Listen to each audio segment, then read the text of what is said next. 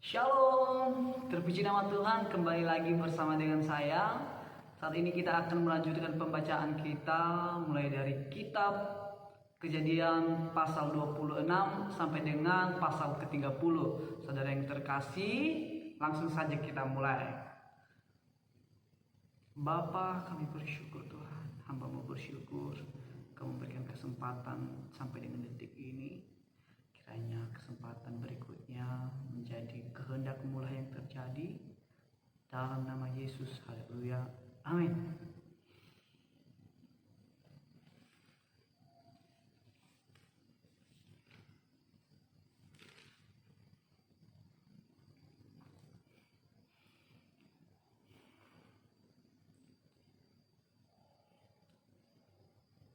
Ishak di negeri orang Filistin. Pasal 26. Maka timbullah kelaparan di negeri itu. Ini bukan kelaparan yang pertama yang telah terjadi dalam zaman Abraham. Sebab itu Ishak pergi ke Gerar kepada Abimelekh raja orang Filistin. Lalu Tuhan menampakkan diri kepadanya serta berfirman, "Janganlah pergi ke Mesir, diamlah di negeri yang akan kukatakan kepadamu. Tinggallah di negeri ini sebagai orang asing, maka aku akan menyertai engkau dan memberkati engkau. Sebab kepadamulah dan kepada keturunanmu akan kuberikan seluruh negeri ini. Dan aku akan menepati sumpah yang telah kuikrarkan kepada Abraham ayahmu. Aku akan membuat banyak keturunanmu seperti bintang di langit. Aku akan memberikan kepada keturunanmu seluruh negeri ini, dan oleh keturunanmu semua bangsa di bumi akan mendapat berkat. Karena Abraham telah mendengarkan firman-Ku dan memelihara kewajibannya kepadaku, yaitu segala perintah, ketetapan, dan hukum. Jadi tinggallah Ishak di Gerar."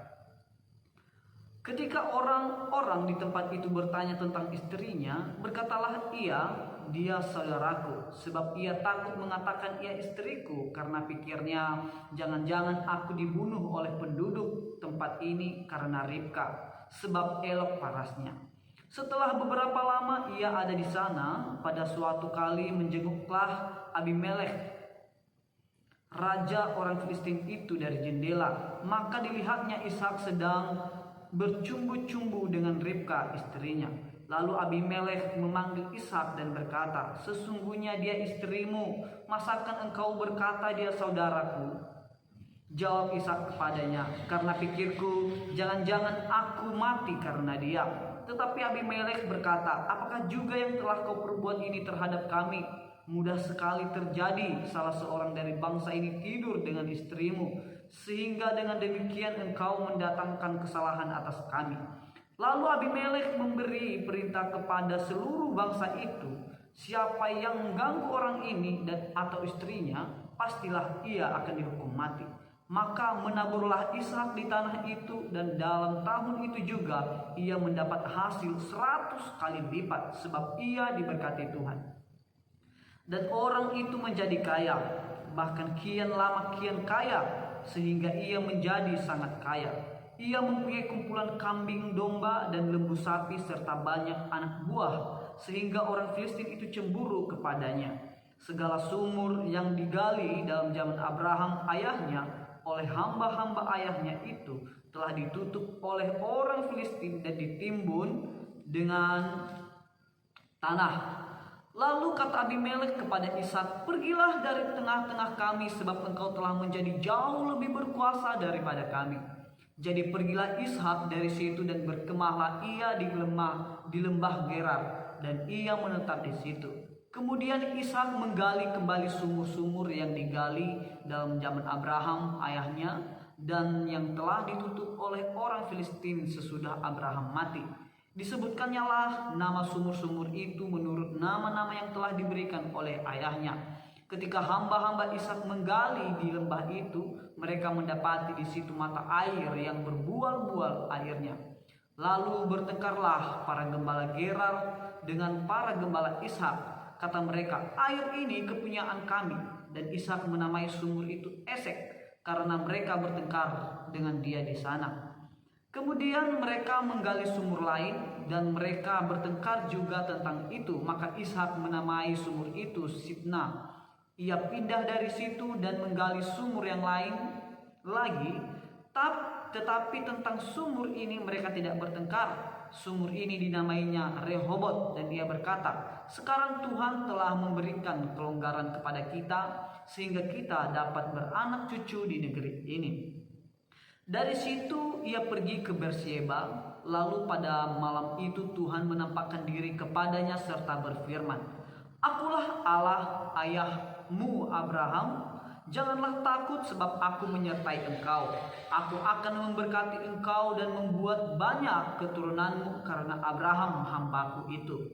Sesudah itu Ishak mendirikan mezbah di situ dan memanggil nama Tuhan. Ia memasang kemahnya di situ, lalu hamba-hambanya menggali sumur di situ. Datanglah Abimelek dari Gerar mendapatkannya bersama-sama dengan Ahuzat, sahabatnya, dan Pichol, kepala pasukannya. Tetapi kata Ishak kepada mereka, mengapa kamu datang mendapatkan aku? Bukankah kamu benci kepadaku dan telah menyuruh aku keluar dari tanahmu?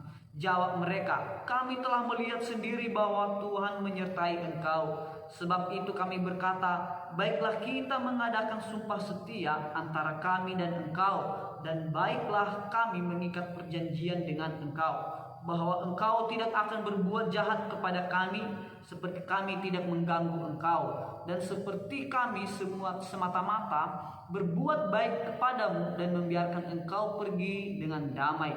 Bukankah engkau sekarang yang diberkati Tuhan? Kemudian Ishak mengadakan perjamuan bagi mereka, lalu mereka makan dan minum. Keesokan harinya pagi-pagi bersumpah-sumpahanlah mereka.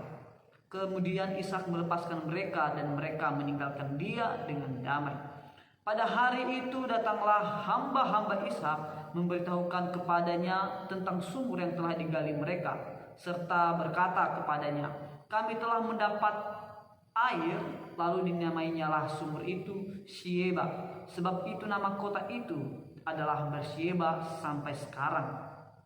Ketika Esau telah berumur 40 tahun, ia mengambil Yudit, anak Beeri orang Het, dan Basmat, anak Elon orang Het, menjadi istrinya. Kedua perempuan itu menimbulkan kepedihan hati bagi Ishak dan bagi Ribka. Yakub diberkati sebagai anak sulung. Pasal 27. Ketika Ishak sudah tua dan matanya telah kabur sehingga ia tidak dapat melihat lagi, dipanggilnyalah Esau anak sulungnya serta berkata kepadanya, anakku. Sahut Esau, ya Bapak. Berkatalah Ishak, lihat aku sudah tua, aku tidak tahu bila hari kematianku. Maka sekarang ambillah senjatamu, tabung panah dan busurmu. Pergilah ke padang dan burulah bagiku seekor binatang. Olahlah bagiku makanan yang enak seperti yang kugemari. Sesudah itu bawalah kepadaku supaya ku makan, agar aku memberkati engkau sebelum aku mati. Tetapi Ribka mendengarkannya ketika Ishak berkata kepada Esau anaknya.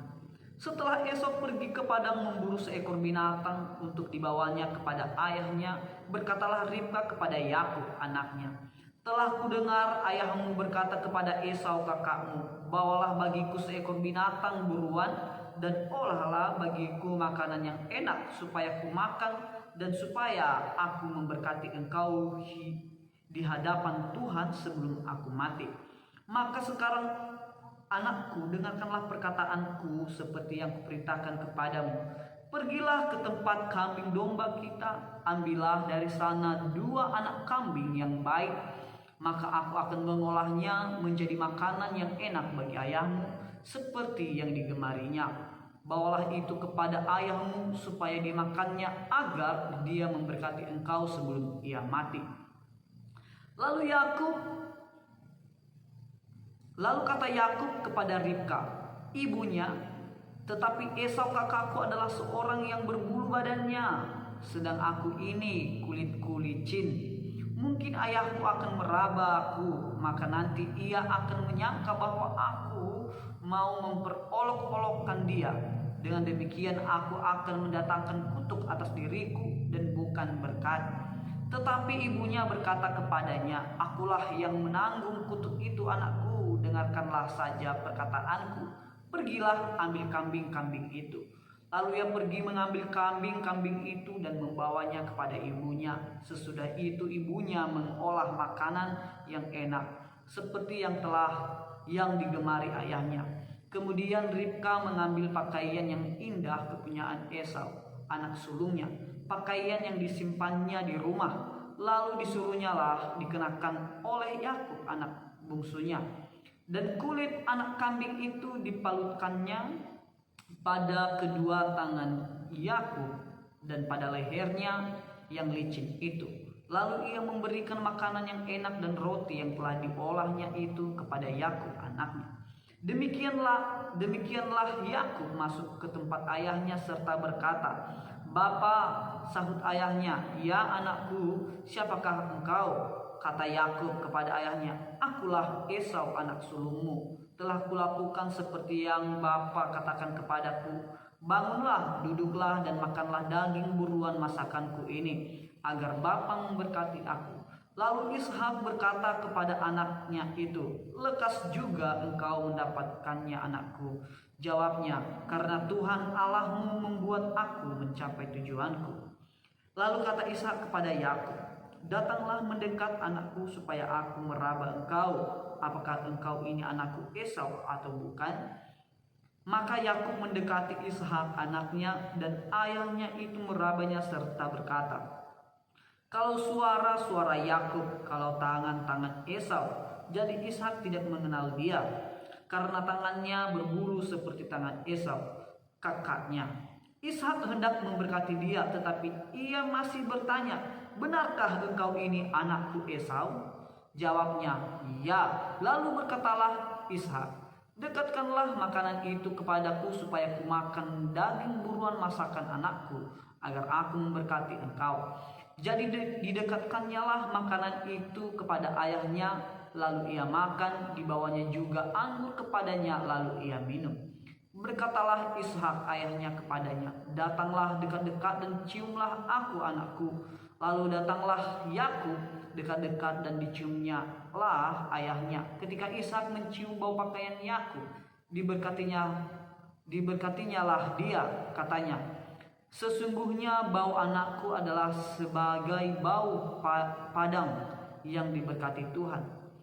Allah akan memberikan kepadamu embun yang dari langit dan tanah gemuk di bumi, dan gandum serta anggur berlimpah-limpah. Bangsa-bangsa akan takluk kepadamu, dan suku-suku bangsa akan sujud kepadamu. Jadilah tuan atas saudara-saudaramu, dan anak-anak ibumu akan sujud kepadamu. Siapa yang mengutuk engkau, terkutuklah ia, dan siapa yang memberkati engkau, diberkatilah ia. Setelah Ishak selesai memberkati Yakub, dan baru saja Yakub keluar meninggalkan Ishak ayahnya, pulanglah Esau kakaknya dari berburu. Ia juga menyediakan makanan yang enak, lalu membawanya kepada ayahnya. Katanya kepada ayahnya, Bapa, bangunlah dan makan daging buruan masakan anakmu, agar engkau memberkati aku. Tetapi kata Ishak ayahnya kepadanya, siapakah engkau ini? Sahutnya, akulah anakmu, anak sulungmu Esau. Lalu terkejutlah Ishak dengan sangat serta berkata, siapakah gerangan dia yang memburu binatang itu dan yang telah membawanya kepadaku? Aku telah memakannya semuanya sebelum engkau datang dan telah memberkati dia, dan dia akan tetap orang yang diberkati.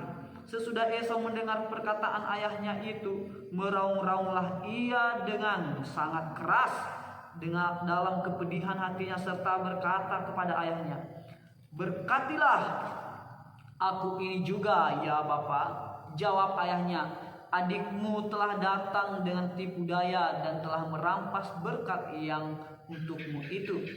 Kata Esau, bukankah tepat namanya Yakub, karena ia telah 2 kali menipu aku? Hak kesulunganku telah dirampasnya, dan sekarang dirampasnya pula berkat yang untukku. Lalu katanya, apakah Bapa tidak mempunyai berkat lain bagiku?"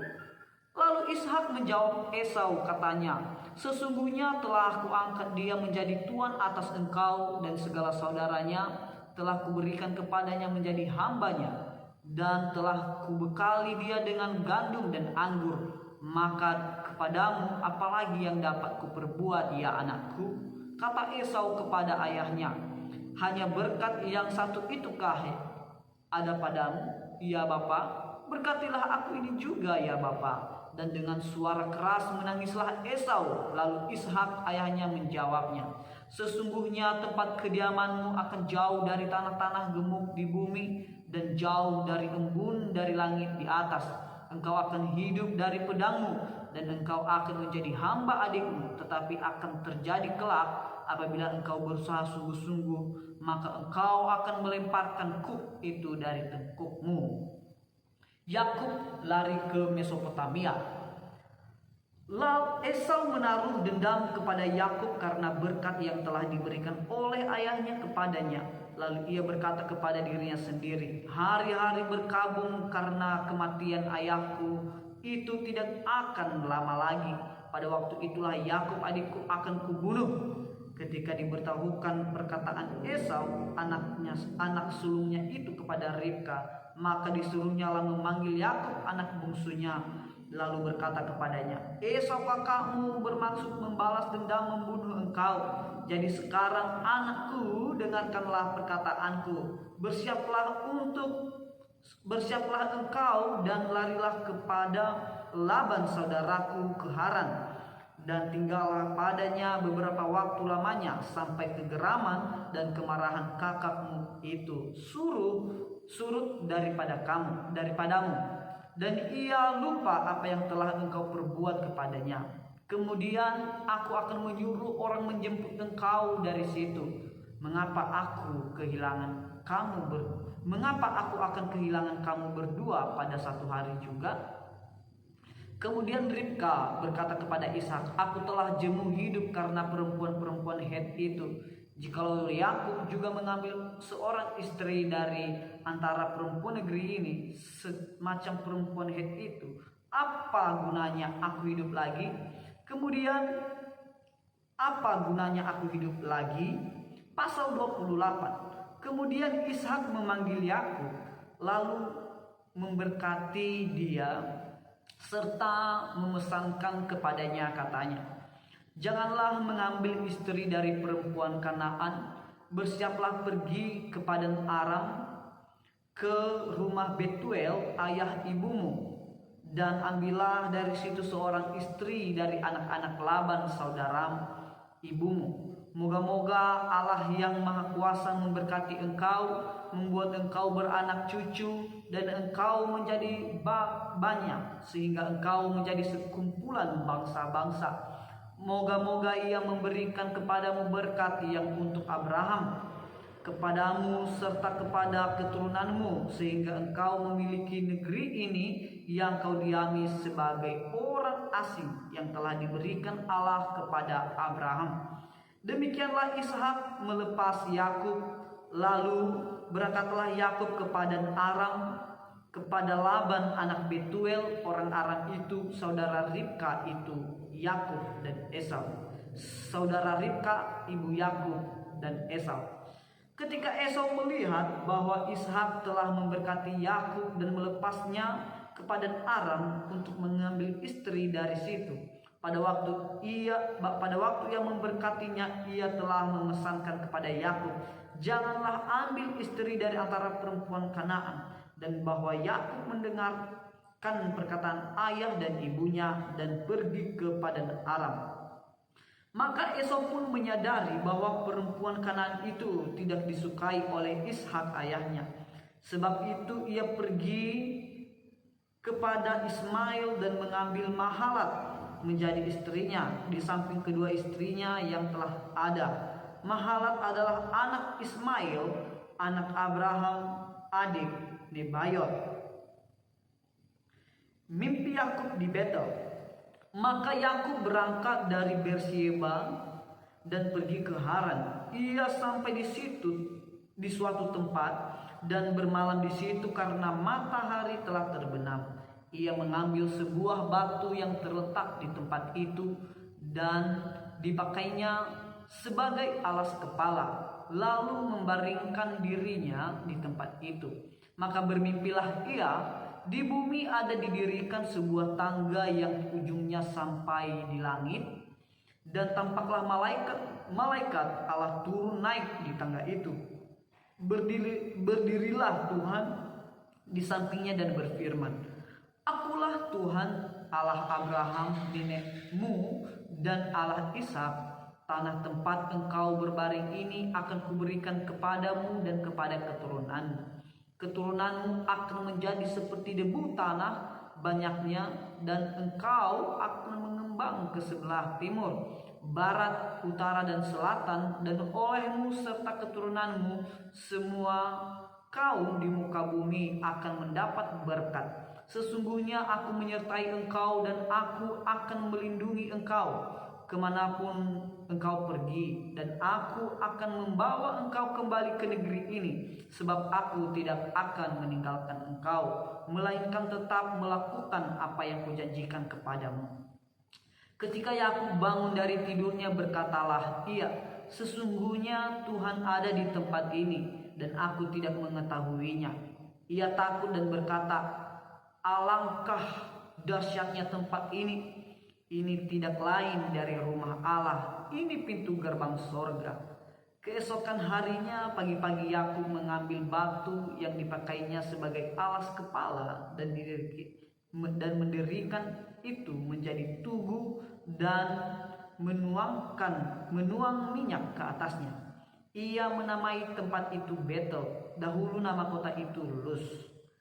Lalu bernajarlah Yakub, "Jika Allah akan menyertai dan akan melindungi aku di jalan yang kutempuh ini, memberikan kepadaku roti untuk dimakan dan pakaian untuk dipakai, sehingga aku selamat kembali ke rumah ayahku, maka Tuhan akan menjadi Allahku. Dan batu yang kudirikan sebagai tugu ini akan menjadi rumah Allah. Dari segala sesuatu yang engkau berikan kepadaku akan selalu kupersembahkan 1/10 kepadamu." Yakub di rumah Laban. Pasal 29. Kemudian berangkatlah Yakub dari situ dan pergi ke negeri Bani Timur. Ketika ia memandang sekelilingnya, dilihatnya ada sebuah sumur di padang, dan ada 3 kumpulan kambing domba berbaring di dekatnya, sebab dari sumur itulah orang memberi minum kumpulan-kumpulan kambing domba itu. Adapun batu penutup sumur itu besar, dan apabila segala kumpulan kambing domba itu digiring berkumpul ke sana, maka gembala-gembala menggulingkan batu itu dari mulut sumur, lalu kambing domba itu diberi minum. Kemudian dikembalikanlah batu itu lagi ke mulut sumur itu. Bertanyalah Yakub kepada mereka, "Saudara-saudara, dari manakah kamu ini?" Jawab mereka, "Kami ini dari Haran." Lagi katanya kepada mereka, "Kenalkah kamu Laban, cucu Nahor?" Jawab mereka, "Kami kenal." Selanjutnya katanya kepada mereka, "Selamatkah ia?" Jawab mereka, "Selamat. Tetapi lihat, itu datang anaknya perempuan Rahel dengan kambing dombanya." Lalu kata Yakub, "Hari masih siang, belum waktunya untuk mengumpulkan ternak. Berilah minum kambing dombamu itu, kemudian pergilah mengembalakannya lagi." Tetapi jawab mereka, "Kami tidak dapat melakukan itu selama segala kumpulan binatang itu belum berkumpul. Barulah batu itu digulingkan dari mulut sumur dan kami memberi minum kambing domba kami." Selagi ia berkata-kata dengan mereka, datanglah Rahel dengan kambing domba ayahnya, sebab dialah yang menggembalakannya. Ketika Yakub melihat Rahel, anak Laban saudara ibunya, serta kambing domba Laban, ia datang mendekat, lalu menggulingkan batu itu dari mulut sumur dan memberi minum kambing domba itu. Kemudian Yakub mencium Rahel serta menangis dengan suara keras. Lalu Yakub menceritakan kepada Rahel bahwa ia sanak saudara ayah Rahel dan anak Ribka. Maka berlarilah Rahel menceritakannya kepada ayah. Segera sesudah Laban mendengar kabar tentang Yakub anak saudaranya itu, berlarilah ia menyongsong dia, lalu mendekat dan mencium dia, kemudian membawanya ke rumah. Maka Yakub menceritakan segala hal ihwalnya kepada Laban. Kata Laban kepadanya, "Sesungguhnya engkau sedara sedaging dengan aku." Maka tinggallah Yakub padanya genap sebulan lamanya. Kemudian berkatalah Laban kepada Yakub, "Masakan karena engkau adalah sanak saudaraku, engkau bekerja padaku dengan cuma-cuma? Katakanlah kepadaku, apa yang patut menjadi upahmu?" Laban mempunyai 2 anak perempuan, yang lebih tua namanya Lea dan yang lebih muda namanya Rahel. Lea tidak berseri matanya, tetapi Rahel itu elok sikapnya dan cantik parasnya. Yakub cinta kepada Rahel, sebab itu ia berkata, "Aku mau bekerja padamu 7 tahun lamanya untuk mendapat Rahel, anakmu yang lebih muda itu." Sahut Laban, "Lebih baik ia kuberikan kepadamu daripada kepada orang lain, maka tinggallah padaku." Jadi bekerjalah Yakub 7 tahun lamanya untuk mendapat Rahel itu. Tetapi yang 7 tahun itu dianggapnya seperti beberapa hari saja karena cintanya kepada Rahel. Sesudah itu berkatalah Yakub kepada Laban, "Berikanlah kepadaku bakal istriku ini, sebab jangka waktuku telah genap, supaya aku akan kawin dengan dia." Lalu Laban mengundang semua orang di tempat itu dan mengadakan perjamuan. Tetapi pada waktu malam diambilnyalah Lea anaknya, lalu dibawanya kepada Yakub. Maka Yakub pun menghampiri dia. Lagi pula Laban memberikan Zilpa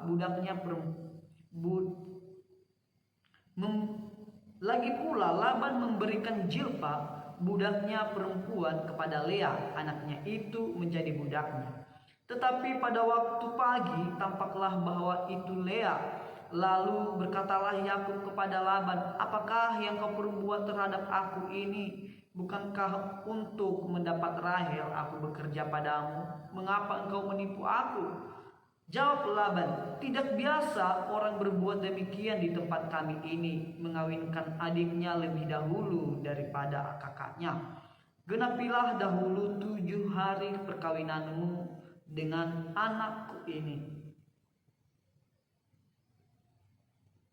Kemudian anakku yang lain pun akan diberikan kepadamu sebagai upah, asal engkau bekerja pula padaku 7 tahun lagi." Maka Yakub berbuat demikian. Ia menggenapi ke-7 hari perkawinannya dengan Lea. Kemudian Laban memberikan kepadanya Rahel, anaknya itu menjadi istrinya. Lagi pula Laban memberikan Bilha budaknya perempuan kepada Rahel, anaknya itu menjadi budaknya. Yakub menghampiri Rahel juga, malah ia lebih cinta kepada Rahel daripada kepada Lea. Demikianlah ia bekerja pula pada Laban 7 tahun lagi. Anak-anak Yakub, ketika Tuhan melihat bahwa Lea tidak dicintai, dibukannyalah kandungannya, tetapi Rahel mandul. Lea mengandung lalu melahirkan seorang anak laki-laki dan menamainya Ruben. Sebab katanya, "Sesungguhnya Tuhan telah memperhatikan kesengsaraanku, sekarang tentulah aku akan dicintai oleh suamiku." Mengandung pula lah ia lalu melahirkan seorang anak laki-laki.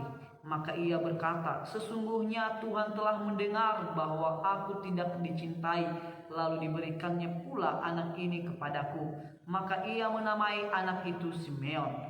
Mengandung pula lah ia lalu melahirkan seorang anak laki-laki. Maka ia berkata, "Sekali ini suamiku akan lebih erat kepadaku, karena aku telah melahirkan 3 anak laki-laki baginya." Itulah sebabnya ia menamai anak itu Lewi. Mengandung pula lah ia lalu melahirkan seorang anak laki-laki. Maka ia berkata, "Sekali ini aku akan bersyukur kepada Tuhan." Itulah sebabnya ia menamai anak itu Yehuda. Sesudah itu ia tidak melahirkan lagi. Ketika dilihat Rahel bahwa ia tidak melahirkan anak bagi Yakub, cemburulah ia kepada kakaknya itu, lalu berkata kepada Yakub, "Berikanlah kepadaku anak, kalau tidak aku akan mati." Maka bangkit. Pasal ke-30. Ketika dilihat Rahel bahwa ia tidak melahirkan anak bagi Yakub, cemburulah ia kepada kakaknya itu, lalu berkata kepada Yakub, "Berikanlah kepadaku anak, kalau tidak aku akan mati."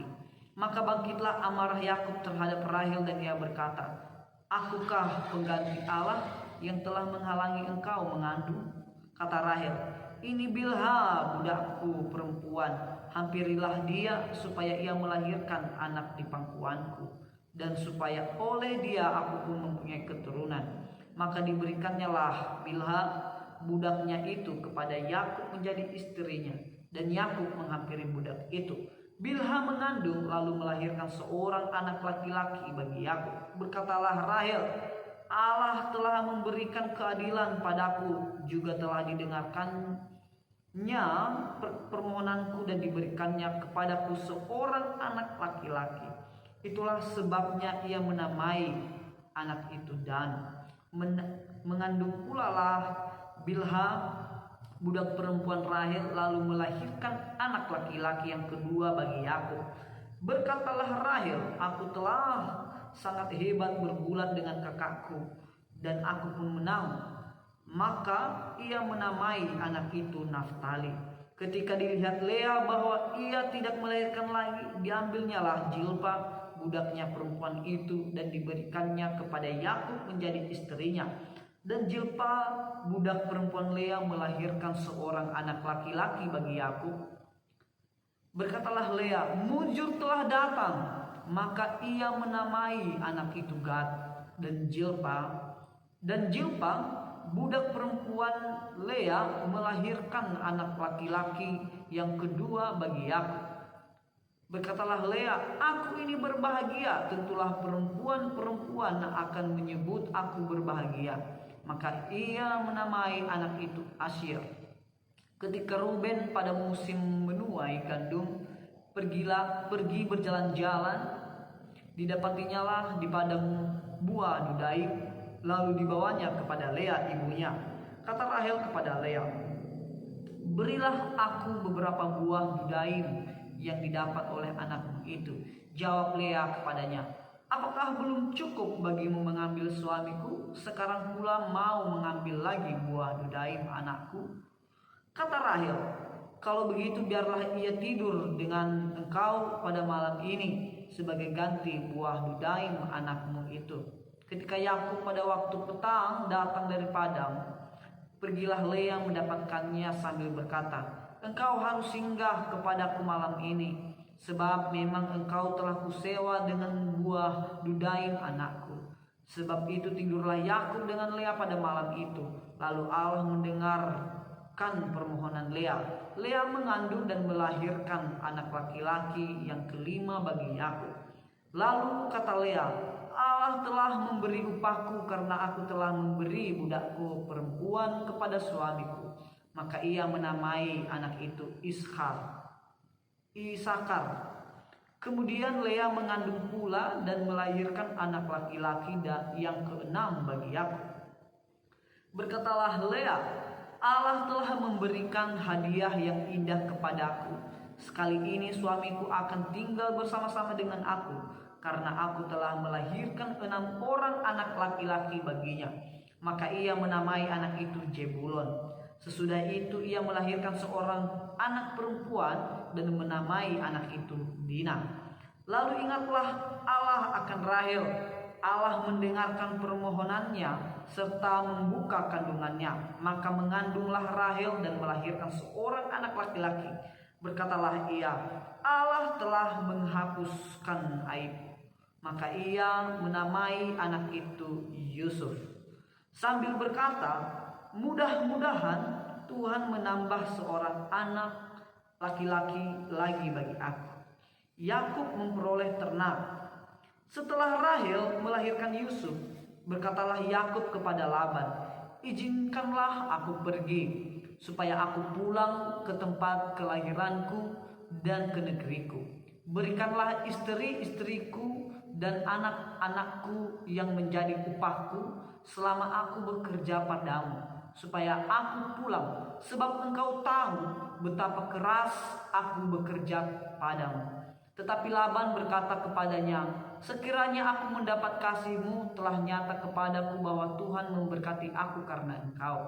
Lagi katanya, tentukanlah upahmu yang harus kubayar, maka aku akan memberikannya. Sahut Yakub kepadanya, engkau sendiri tahu bagaimana aku bekerja padamu dan bagaimana keadaan ternakmu dalam penjagaanku. Sebab harta milikmu tidak begitu banyak sebelum aku datang, tetapi sekarang telah berkembang dengan sangat, dan Tuhan telah memberkati engkau sejak aku berada di sini. Jadi bilakah dapat aku bekerja untuk rumah tanggaku sendiri? Kata Laban, apakah yang harus kuberikan kepadamu? Jawab Yakub, tidak usah kau berikan apa-apa kepadaku. Aku mau lagi menggembalakan kambing dombamu dan menjaganya, asal engkau mengizinkan hal ini kepadaku. Hari ini aku akan lewat dari tengah-tengah segala kambing dombamu dan akan mengasingkan dari situ setiap binatang yang berbintik-bintik dan berbelang-belang, segala domba yang hitam dan segala kambing yang berbelang-belang dan berbintik-bintik, itulah upahku. Dan kejujuranku akan terbukti di kemudian hari apabila engkau datang memeriksa upahku. Segala yang tidak berbintik-bintik atau berbelang-belang di antara kambing-kambing dan yang tidak hitam di antara domba-domba, anggaplah itu tercuri olehku. Kemudian kata Laban, baik, jadilah seperti perkataanmu itu. Lalu diasingkannya lah pada hari itu kambing-kambing jantan dan yang bercoreng-coreng dan berbelang-belang, dan segala kambing yang berbintik-bintik dan berbelang-belang, segala yang ada warna putih pada badannya, serta segala yang hitam di antara domba-domba, dan diserahkannya lah semuanya itu kepada anak-anaknya untuk dijaga. Kemudian Laban menentukan jarak 3 hari perjalanan jauhnya antara dia dan Yakub, maka tetaplah Yakub menggembalakan kambing domba yang tinggal itu. Lalu Yakub mengambil dahan hijau dari pohon hawar, pohon badam, dan pohon berangan. Dikupasnyalah dahan-dahan itu sehingga berbelang-belang sampai yang putihnya kelihatan. Ia meletakkan dahan-dahan yang dikupasnya itu dalam palungan dalam tempat minum kemana kambing domba itu dapat minum, sehingga tepat di depan kambing domba itu. Adapun kambing domba itu suka berkelamin pada waktu datang minum. Jika kambing domba itu berkelamin dekat dahan-dahan itu, maka anaknya bercoreng-coreng, berbintik-bintik dan berbelang-belang. Kemudian Yakub memisahkan domba-domba itu, dihadapkannya kepala-kepala kambing domba itu kepada yang bercoreng-coreng dan kepada segala yang hitam di antara kambing domba Laban. Demikianlah ia beroleh kumpulan-kumpulan hewan baginya sendiri, dan tidak ditempatkannya pada kambing domba Laban. Dan setiap kali apabila berkelamin kambing domba yang kuat, maka Yakub meletakkan dahan-dahan itu ke dalam palungan di depan mata kambing domba itu, supaya berkelamin dekat dahan-dahan itu. Tetapi apabila datang kambing domba yang lemah, ia tidak meletakkan dahan-dahan itu ke dalamnya. Jadi hewan yang lemah untuk Laban dan yang kuat untuk Yakub. Maka sangatlah bertambah-tambah harta Yakub, dan ia mempunyai banyak kambing domba, budak perempuan dan laki-laki, unta dan keledai. Terima kasih Tuhan, kesempatan selesai membaca firman Tuhan. Kau memberkati anakmu ini Tuhan, dan kiranya tidak jenuh untuk tetap membaca firman. Terima kasih Yesus, haleluya, amin. Baik teman-teman, saudara yang terkasih, sudah selesai pembacaan kita saat ini. Kiranya ke depan kita bertemu kembali. Tuhan Yesus memberkati. Shalom.